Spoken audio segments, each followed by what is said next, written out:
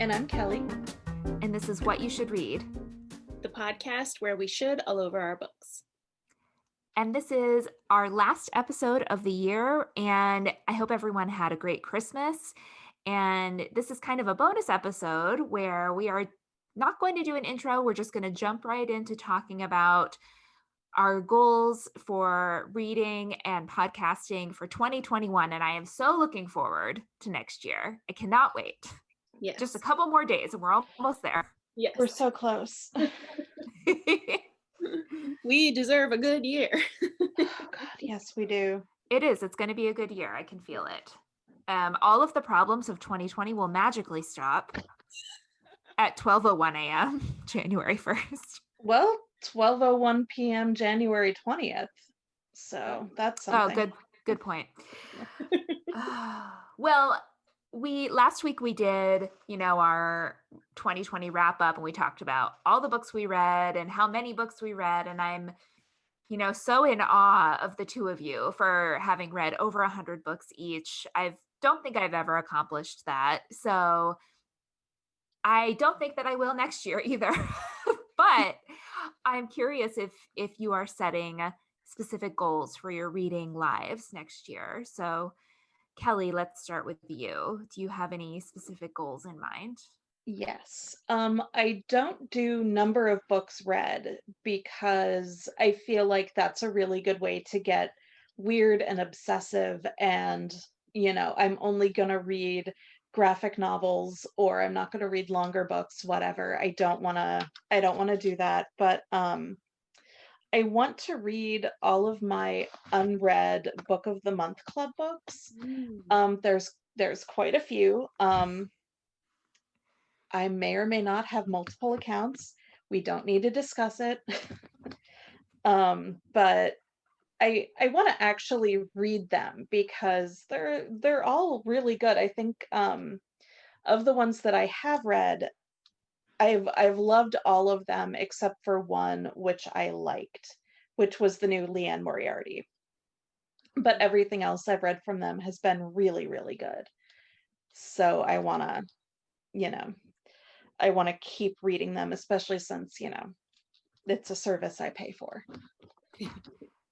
So I want to read at least 12 nonfiction books, one a month.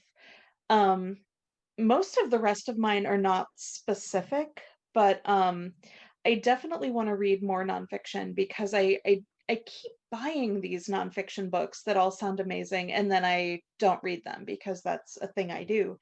I'm not going to say 12 specific ones, but I do want them to be not just like a book of essays or whatever, like actual nonfiction books. I also want to read 12 books outside my comfort zone, which would be, I don't really like short story collections that much, but I do want to read The Office of Historical Corrections because I think Julia liked it okay. Yeah. I think you'll really like that one, Kelly. I think the themes and the writing style will appeal to you. So yeah.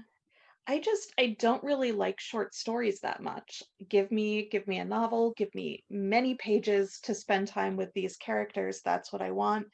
But I also, okay, so to back up, there is an article by Roger Ebert, and he said that if you dismiss a movie genre out of hand, then you're not sufficiently evolved as a moviegoer. And I want to be more sufficiently evolved as a reader. So there are categories that I don't necessarily love, but as I learned in 2020, if it's a good book, it doesn't matter, because I would have told you at the beginning of the year, I don't like romance, I don't like sci-fi, I don't like fantasy. And this past year, I found a whole bunch of them that I do actually really like. So I feel like you can say that. Yeah, and I feel like you can say that about all art, movies, books, music. I get so frustrated when people are just like, ugh, I hate country music.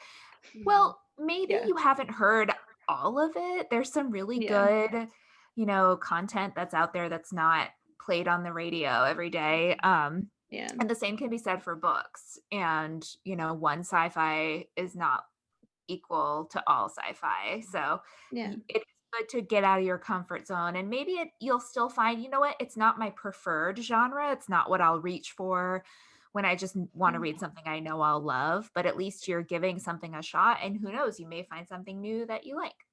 Yeah, exactly. I just read In a Holidays and I loved it.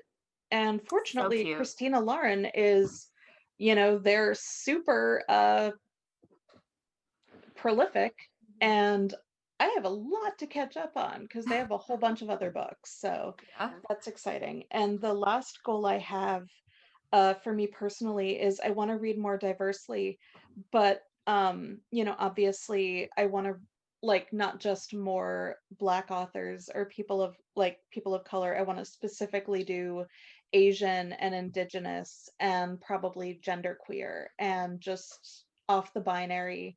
So when I say read more diversely, I want to read like way more diversely. And I don't really read many books in translation, and I want to start doing that too. So send me recommendations. I need some help. Ooh, The Mirror Visitor Quartet are books in translation, just FYI. awesome. They're translated from French. I love that. Great goals. Thank you. Yeah. We'll see what happens. Please give me some sort of competition element because then I'll do it all. Awesome. I'll make you cookies if you reach all your goals. Ooh. How Done. about that? That is perfect. Yes, please. Awesome. Okay, Rachel, what are your book and reading goals this year? Oh gosh. Well, I was thinking of not setting a number goal, and I might do what I did this year where I set the goal for 10 just so I could like get the congratulations from Goodreads very easily. I thought about setting it for 100, but I feel like that's my new like standard is 100 because it's 2 years in a row that I beat that, and I don't see myself reading less next year. I have this dream of reading as much as Kelly does and like meeting 150 or 200 even. Like, I don't know how that could ever be possible for me, but it might happen someday. But I don't know if that's like a specific goal or just a dream. So I think for number, I'm going to expect at least 100. That's what kind of is going to be my expectation. But I think my Goodreads reading goal will be like, maybe I'll just say one. My goal is to read one book. For genres and things, I do want to continue to, on the one hand, I want to continue to branch out. I do feel like nonfiction is an area that I don't read a lot of, and I definitely not a big sci-fi reader. It sort of depends on the type of sci-fi. Like we talked about, one sci-fi does not equal all sci-fi, and I have read some that I really loved. So, maybe try and branch out a little bit in that genre and see if there's something else that I like. I really am interested in sort of sci-fi that has to do with artificial intelligence, so I might start there. I definitely want to continue to read the genres that I love because I want to try to read 5-star predictions only, books that I know or that I think I'm going to love. I don't want to just pick up a book just to pick up a book. I want to pick up a book that sounds really great and sounds like something I'll love, while at the same time not keeping myself just in a box. So I definitely want to be very intentional with my choices. And to that end, I want to be very intentional with the types of authors that I read from. So we talked in last week's episode, I read about 30% of my authors were authors of color, Black, Indigenous, Asian, but I want to increase that maybe to 50%. That would be my goal, is to have no more than 50% of my authors be white authors. I usually do pretty well with reading both male and female authors, and I read a lot more like off the binary gender authors this year, but I also want to be intentional about reading books by trans authors especially, but any sort of author that's not cisgender, for sure. And because I do believe it's important to broaden your perspective and read books written by people who have different experiences than you. That's one of the points of reading, right? Is to expand your horizons. And um yeah, I think that that's important. So I think those are my pretty much my main, goals. Yeah, those are great goals. Yeah. Both of you have really, I think, admirable goals. I agree. It's so important to make sure you're reading books not just by people that look like you or have the same experiences as you. And I always love the fact that reading increases empathy. Mhm. So I think that that's important. I have a couple of goals that are very specific that I'm going to try to meet next year. I don't think I'm going to set a number goal. Maybe I'll do something like, 10 or 20 books just to put something on Goodreads so that I can have that reading challenge tracker going. But I was considering setting a page number goal instead of a number of books because I do want to read longer books. I have a couple on my shelf that I've been meaning to get to, but every time I think about it, I'm like, oh, well, no, because I want to read as many books as possible this year. And, I think Jonathan Strange and Mr. Norrell is one that I want to read that's long. And Wolf Hall, I've started and stopped dozens of times. It feels like not dozens, but a couple times. And I'm like, I just want to read it. But they're both so long. So I think I'll try that. I don't know what the number of pages should be. I did read over 25,000 pages this year.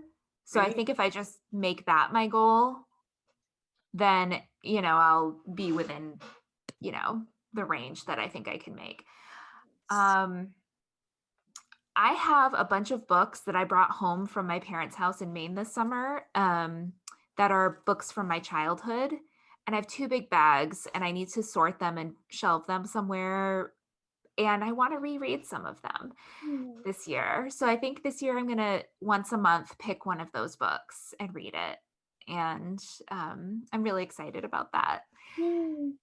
And then my last goal is I would like to reread all of Jane Austen, her entire collection. I have her collected work, so I am going to, even her unfinished book or unpublished, I think it was.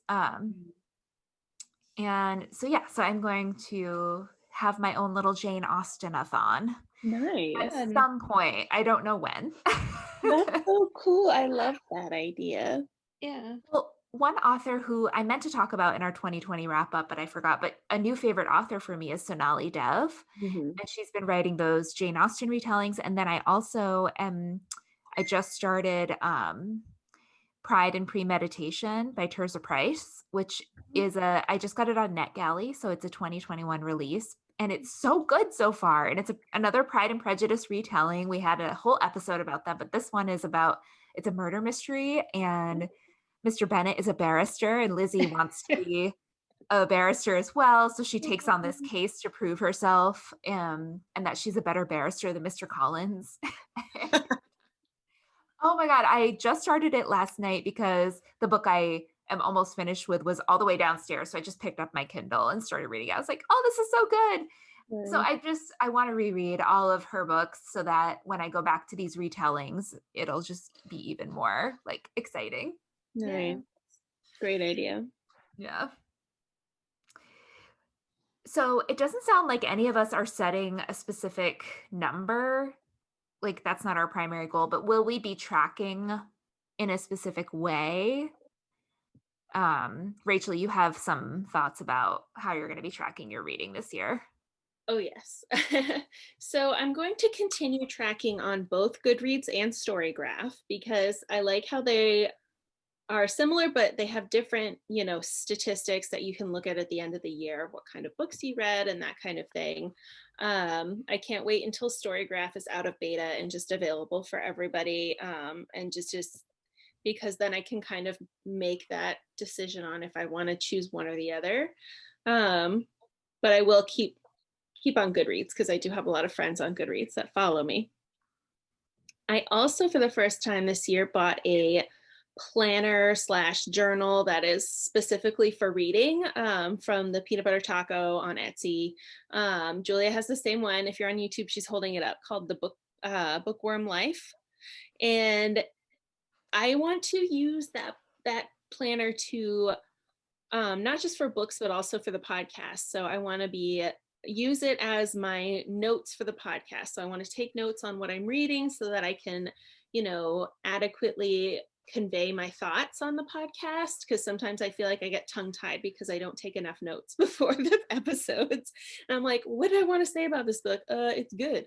So I definitely want to take notes on what I'm reading, but also take notes just in general on stuff we're going to talk about in the podcast, and track what I'm reading, and just kind of use that planner for just general bookish and podcast related things. Yeah, I'm excited to see if I use this planner. I often buy planners and then kind of lose steam, but because I do a lot of my planning on using Google Docs, I just use the Google Docs for everything. And that makes me think I should probably just keep a Google spreadsheet to track my reading. And then I can transfer it to whatever apps later if I want to have the like pretty graphics from Storygraph at the end of the year. I could like just do that once a week. I don't know. So we'll see. Yeah, I haven't really decided yet. The notebook I'm definitely going to use just to like doodle and write down different quotes from the books I'm reading. I think that'll be fun. But yeah, my podcast planning, I do all of that in Google Docs. I have to keep it all there for my sanity. What about you, Kelly? Do you have tracking ideas or goals? I use Goodreads, and I have a WordPress doc that goes live at the end of the year with everything I read during that year. I guess I should add that a goal is I need to get back to my blog, because I've been very sporadic for most of the year, and it's been on hiatus for a little while. So hopefully in 2021 I'll be back. I don't know. We should link your blog on the podcast, or like we should tweet if it. I start doing it again. Okay, let me know. I want to start using Storygraph, because as I do, I created an account, I imported everything from Goodreads, and then I think maybe logged in one other time and forgot. So maybe we can do some sort of competitive element for that, and I'll start using it again. But I really liked it. It's just one of those things where it just fell apart. Yeah. So I want to start doing that. Probably I'll just do maybe I'll steal your Google Doc idea. I got a really cool reading planner last year that I updated through March, I think, and then it all fell apart. So nobody get me a planner. I'll act like I'll keep up with it. I won't. Mm-hmm. I mean well, I don't follow through. It's okay. Rachel, this year you put yourself on a book buying ban. So that makes me curious. Does anyone have any goals for acquiring books this year or not acquiring books? I do have a few goals. So I definitely want to be careful with my book collecting, because I do feel like I buy a lot of books that I end up never reading, and then I'll donate them or sell them, which is fine. But I just want to be, again, I think my word for this year is intention, because I want to be more intentional with what I buy. If it's like, a series that I'm loving, I'll definitely buy the books in the Earthsinger series because I'm loving it so much. With book of the month, my goal is actually to try and stay like neutral on book of the month, where like I read as many books as I get in my box, at least like as many book of the month books as I get in my box, so that I'm never like buying more than I'm reading. And that might be some months I might not get to any of my book of the month books, and then I have to skip a month. Like that would be my like punishment. Not that is punishment, it's not like a negative thing, but more just like, trying to read the books that I buy, and not just like feel like a hoarder every time I like look Yeah. at my unread books and I'm like, oh, I haven't read any of those. I mean, there's nothing wrong with buying a lot of books. Absolutely. It's not, and I'm not here to judge anyone that does that. I just, for me, I feel like I, I try to keep, I don't want to just have to buy more shelves either. Yeah. So, yeah, I'm just, yeah, intention is my word of the year, I guess. Kelly. My relationship with my unread books is none of your business. Well, like I said, I want to I want to get caught up with my book of the month and end on True Neutral, like Rachel. Um, that's probably my biggest and most specific goal. The thing I like best about it, though, is that because there are 5 main choices, I feel I feel confident that whatever I pick, I will probably like. The book I was reading last week, This Close to Okay, it's probably not something I would have picked up on my own, but I like it so far, and I like that I can feel pretty confident that even if it's not something I would have normally picked, I will like it. So, and I say all that because that means that when I get something from Book of the Month, I'm less likely to leave it unread. Um, I guess, except that's not true because there's a lot that's unread, but you know what I mean.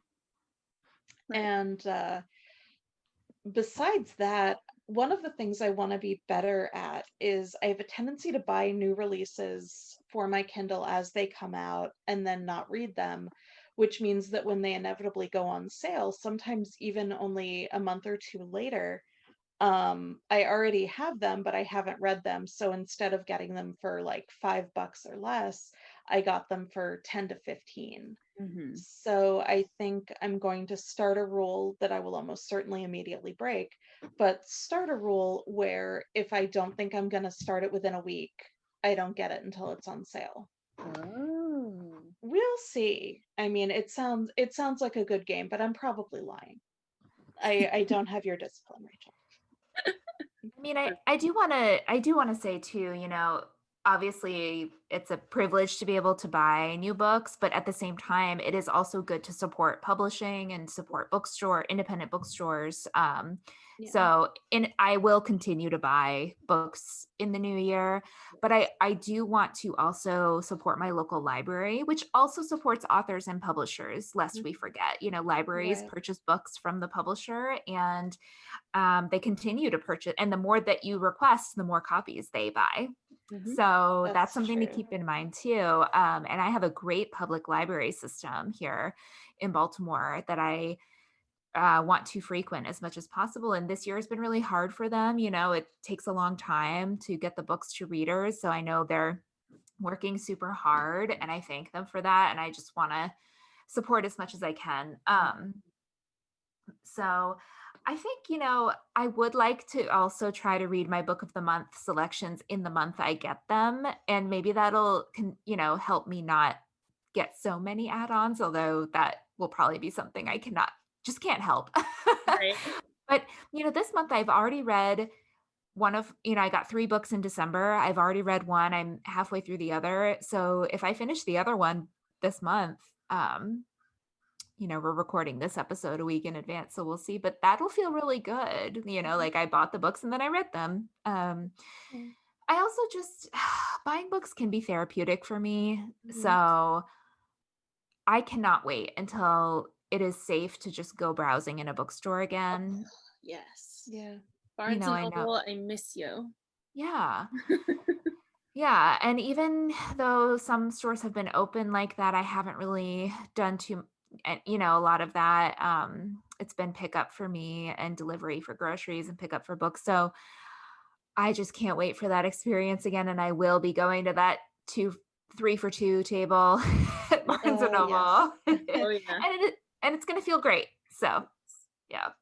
I agree. Barnes and Noble, and then also my local bookstore, Bull Moose, in well, it's all over Maine and New Hampshire, but Bull Moose is a local place that I go. They sell music, movies, and books, and I love browsing in there. It's a great Yeah. environment, and I do order from them online a lot, and they have a great delivery. It's fast, and if you buy $35 or more, it's free shipping. So 2 hard copies or 3 paperbacks, and you get free shipping. So Awesome. they're a great online source, but there's nothing like browsing a Yep. stack. hmm Yep. Agreed. Well, we'll be doing a full episode next week on our most anticipated 2021 releases, but do we want to give just like one that's like a sneak peek? Our most anticipated release for next year, or just maybe not the most, but just one that you're looking forward to. Kelly, do you have one? Well, I kind of have two. There is the book that I have already read that I'm most excited for everyone else to already read, and I will chime in on that in a second. But what I'm most excited to read is called One of the Good Ones by this may not be how you say her name, I'm so sorry, but like Meka Mulit.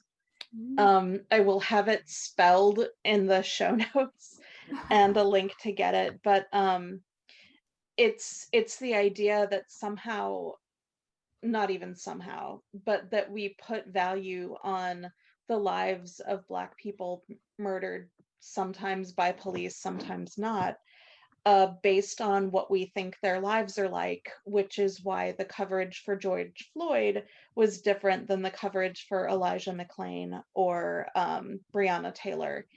And ultimately, the value of your life should not matter based on how people think you lived your life. And it's a YA contempt, which is my absolute favorite to read, and it sounds amazing and very powerful.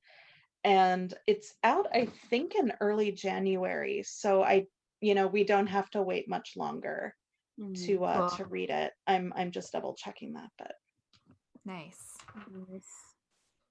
Rachel, what's your sneak peek? Well, the one that's coming out in January that I'm so looking forward to is Concrete Rose by Angie Thomas.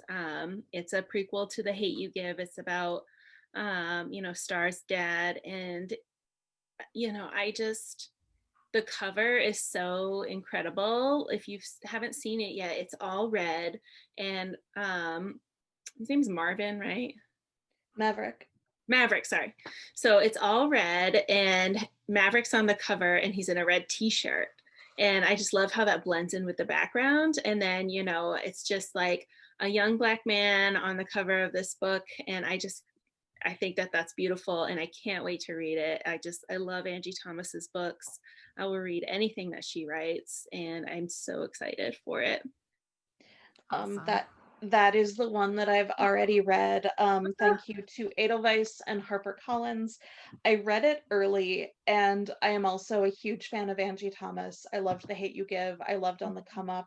Concrete Rose is the best thing she's ever written by like a lot. It is absolutely phenomenal. It is perfect. Oh my gosh. I think it's out January 5th. So is One of the Good Ones. So we're so close to being able to read it.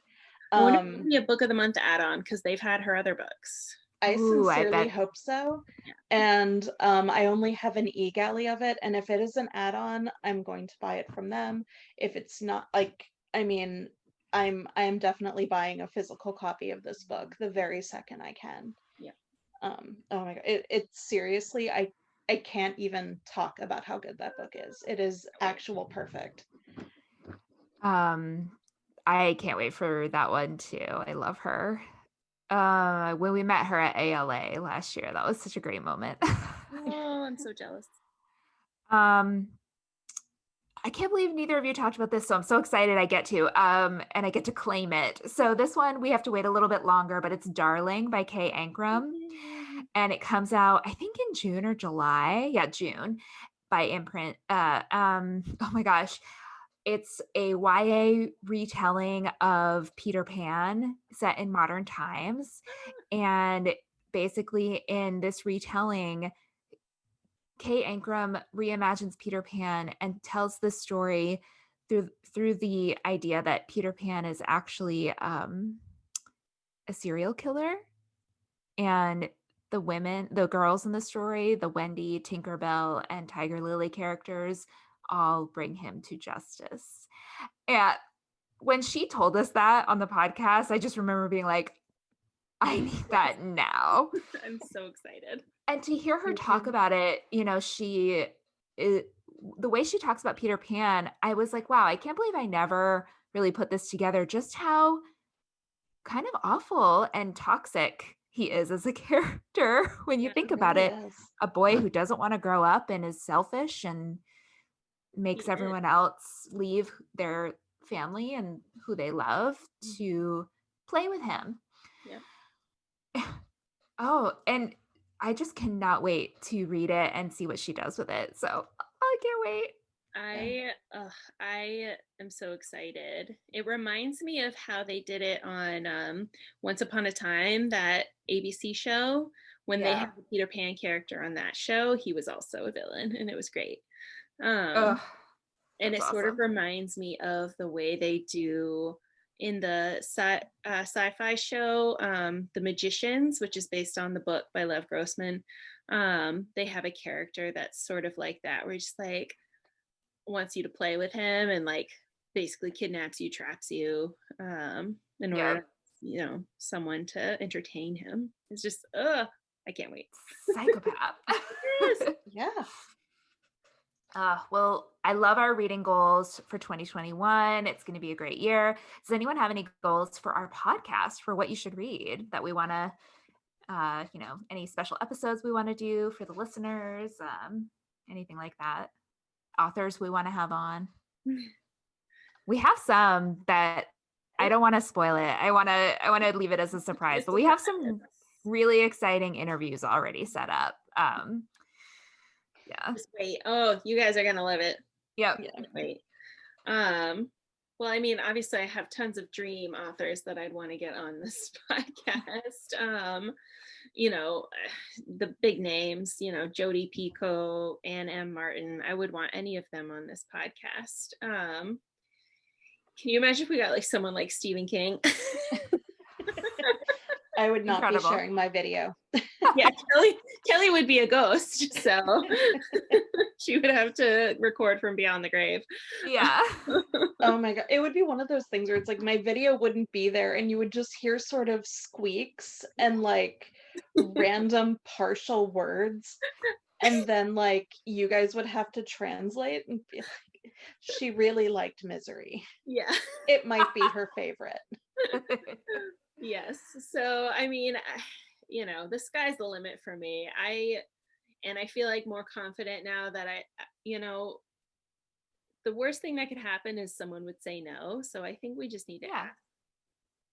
And I'd love to hear from the listeners on who they want us to have on the podcast. So listeners, you just need to email us and engage with us on social media. Yeah. Tell us. Yeah. Oh my gosh. There are so many authors who I would just really love to get on the podcast. And, I'd love to have Jasmine Guillory on. Her books are so fun. She's such a big name though. It's like, but yeah, you're right. The sky's the limit. We should dream big. Of course, I can't wait to have Kay Ankrum back on. Yeah, it's going to be a fun year. I hope there's another Babysitters Club season, and there is a season 2, so I hope we recap that one as well. That was super fun. For sure. It was fun. Yeah. Maybe we could be joined by a couple of the cast. I mean, imagine. It could certainly happen. Alicia Silverstone, come on this podcast. Oh my gosh, yes. I promise to only have 1 or 2, no more than 5 clueless related questions. Right. But that would be fantastic. Mm-hmm. Jennifer Weiner would be good to have on. She has a book coming out. Her book was what we talked about first. Yeah, we should definitely do that for a book club and have her back. Sorry. She on, wasn't really here. She's just sort of our imaginary best friend, Jennifer Weiner. It felt like she was with us in spirit. Oh, well, this is great. I think, like I said, it's going to be a great year, and here's to, more books and more fun and more great conversations. Yay. So thank you all for tuning in and sticking with us through this year. We are going to keep going, and we really appreciate all the support from our listeners. So if you aren't already, please start following us on Instagram and on Twitter. Our handles are WYSR_podcast. Follow us on Goodreads. We post all the books that we talk about. And you can email us at whatyoushouldreadpodcast@gmail.com, and please give us a rating, 5 stars, and review us on Apple iTunes. It helps more people find the podcast, so that would be really great. We really appreciate it. So thanks again. And now you know what you should read. And thank you for spending most of the year with us. And you're welcome. Happy New Year. Yay. Happy New Year. We made it. We made it.